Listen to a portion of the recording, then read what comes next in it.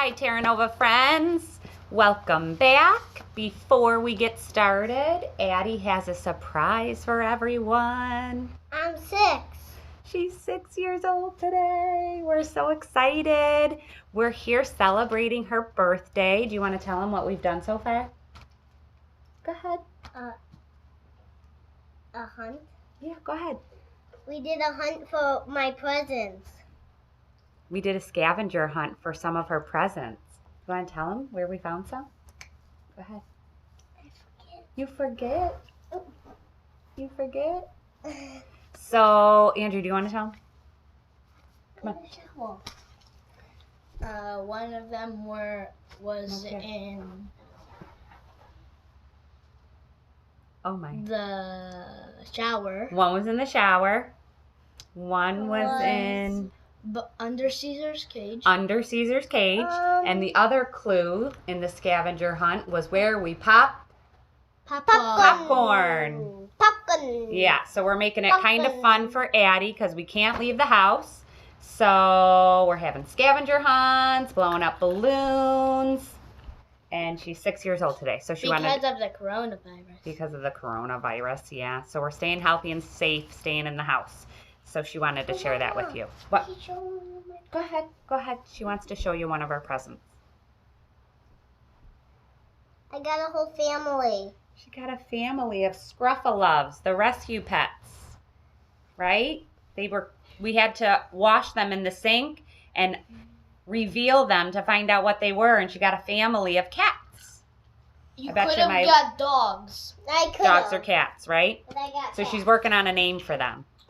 Okay, my friends are excited to hear the next chapter. So in the last chapter, who did we learn about?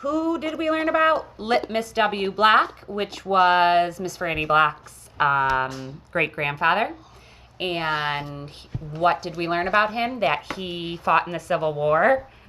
And we learned that when he came back, his house was burned down. He lost his dad in the war on the battlefield. He lost his mama. He lost his sisters to a disease called typhoid fever. It was very, very sad. He became an orphan. So it's almost as if he has something in common with Opal. So we're on to chapter 17. And what's funny is pinch-faced Amanda Wilkinson walked into the library when this story was about to go on, and she actually sat down with Opal and Miss Franny Black and Winn-Dixie and listened to the story with them. She became a little bit softer in herself and her personality, and opened up and allowed herself to listen to this story with them. So I'm interested in that. I'm interested in that character. So maybe she's starting to change. The setting sometimes changes. Character sometimes change. Think about that when she's so excited. I love it. When you're working in your book, think about those things. Character traits change all the time, just like settings change. From the beginning through the middle and the end of our book. That's why I love this story so much, because there's a lot of change going on. Let's hit it. Chapter 17. Well, Litmus came home from the war, said Miss Franny, as she went on with her story, and found himself alone. And he sat down on what used to be the front step of his house, and he cried and cried. He cried just like a baby. He missed his mama, and he missed his daddy, and he missed his sisters, and he missed the boy he used to be. When he finished crying, he had the strangest sensation. He felt like he wanted something sweet. He wanted a piece of candy. He hadn't had a piece of candy in years, and it was right then that he made a decision. Yes, ma'am. Litmus W. Black figured the world was a sorry affair and that it had enough ugly things in it, and what he was going to do was concentrate on putting something sweet in it.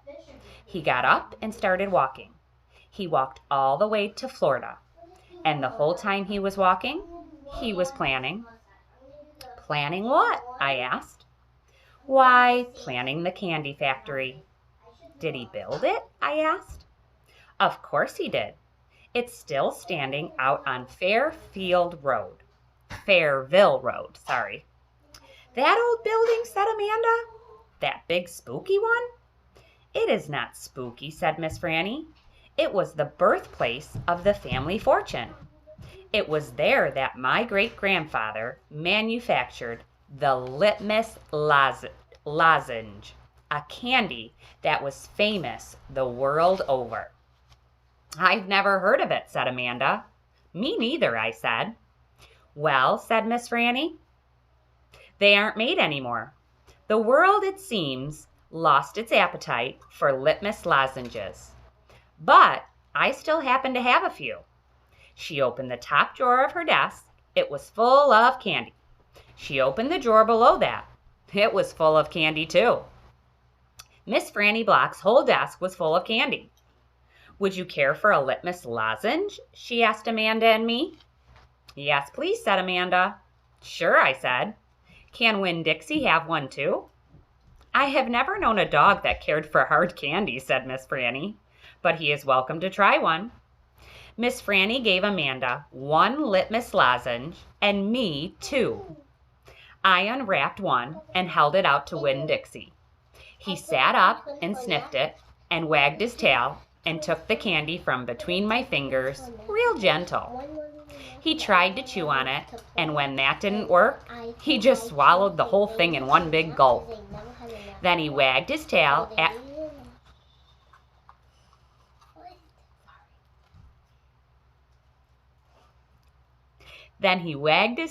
me and lay back down. I ate my litmus lozenge slow. It tasted good. It tasted like root beer and strawberry and something else I didn't have a name for. Something that made me feel kind of sad. I looked over at Amanda. She was sucking on her candy and thinking hard. Do you like it, Miss Franny asked me. Yes, ma'am, I told her. What about you, Amanda? Do you like the litmus lozenge? Yes, ma'am, she said. But it makes me think of things I feel sad about. I wondered what in the world Amanda Wilkinson had to feel sad about. She wasn't new to town. She had a mama and a daddy. I had seen her with them in church. There's a secret ingredient in there, Miss Franny said. I know it, I told her. I can taste it. What is it? Sorrow, Miss Franny said. Not everybody can taste it. Children especially seem to have a hard time knowing it's there. I taste it, I said. Me too, said Amanda. Well then, Miss Franny said, you've probably both had your share of sadness. Sorrow is another name for sadness. I had to move away from Whatley and leave all my friends, I said. That is one sadness I have had. And Dunlap and Stevie Dewberry are always picking on me. That's another sadness. And the biggest one, the biggest sadness, is that my mama left me when I was still small, and I can hardly remember her. I keep hoping I'll get to meet her and tell her some stories. It makes me miss Carson, said Amanda. She sounded like she was going to cry. I have to go. And she got up and almost ran out of the Herman W. Block Memorial Library. Who's Carson? I asked Miss Franny. She shook her head. Sorrow, she said. It is a sorrow-filled world. But how do you put that in a piece of candy? I asked her. How do you get that taste in there? That's the secret, she said. That's why Litmus made a fortune. He manufactured a piece of candy that tasted sweet and sad at the same time. Can I have a piece to take to my friend Gloria Dump? And another one to take to Otis down at Gertrude's Pets? And one for the preacher, and one for Sweetie Pie, too. You may have as many as you want, said Miss Franny. So I stuffed my pockets full of litmus lozenges, and I thanked Miss Franny for her story, and I checked out Gone with the Wind, which was a very big book, and I told Winn-Dixie to get up, and the two of us left and went over to Gloria Dump's. I rode right past the Dewberry's house. Dunlap and Stevie were playing football in the front yard, and I was just getting ready to stick my tongue out at them, but then I thought about what Miss Franny said about war being hell, and I thought about what Gloria Dump said about not judging them too hard, and so I just waved instead. They stood and stared at me, but when I was almost all the way past, I saw Dunlap put his hand up in the air and wave back. "Hey," he hollered. "Hey, Opal." I waved harder, and I thought about Amanda Wilkinson and how it was neat that she liked a good story the same as I did. And I wondered again, who was Carson? Chapter 18 tomorrow. A lot happening in this story. We've now had Amanda Wilkinson change, her character's changed, and we are now introduced to another new character, Carson. We've met Litmus W. Block, and I'm excited to find out who Carson is and why Carson brings Amanda Wilkinson sorrow. And I'm excited to find out how the other characters enjoy the litmus lozenge. Don't press it yet. Thank you for joining me.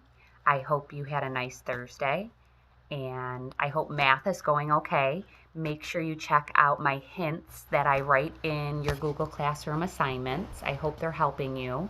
I will try to schedule another Google Classroom meeting next week, so stay tuned for that. And let's see what else. Anything else? No? Anything else? No? Okay. Bye, everybody. We miss you. See you soon.